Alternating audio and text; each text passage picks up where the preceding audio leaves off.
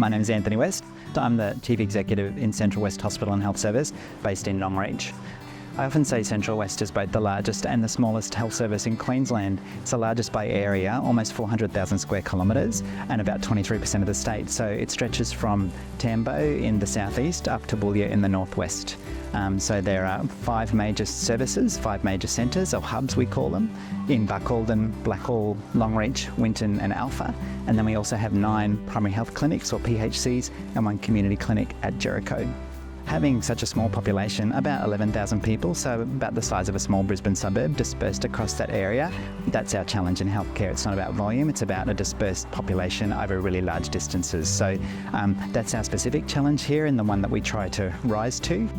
It means that everyone in Central West, from the OSOs, the admin staff, the nursing staff, medical, the allied health, through to the executive, all have to be generalists. We all have to try to do a bit of everything to make up for our small workforce.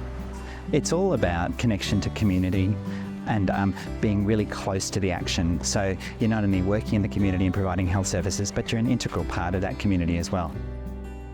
You might see someone as a clinician, you might see them in the clinic, but then you're likely to run into them in the IGA after work doing your shopping. So you get a really incredible sense of community here, and the community really value the health workers that come out. You also get to see a whole variety of health conditions. So despite it being a small population, everyone still presents with the same kinds of things that you would wherever you might live, whether that be in a regional area or in a metro area. So you just have to be a real generalist, be ready for whatever walks in the door, ready to respond, know what to do. It can be challenging, but it can also be incredibly rewarding for our staff. We have a lot of practitioners who work in really isolated circumstances, but in fact, we do, through the use of technology, we're able to create a real team feeling across the whole HHS. You have to be confident, have to be prepared to work on your own, use your skills, and it's good to have a little sense of adventure as well, because you never know what's going to around the corner.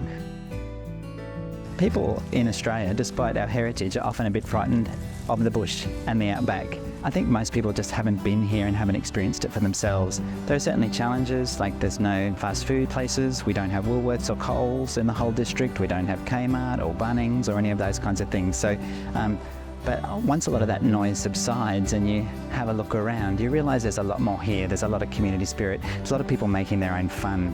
The community really does draw together and supports each other, and you really become a part of the community quickly.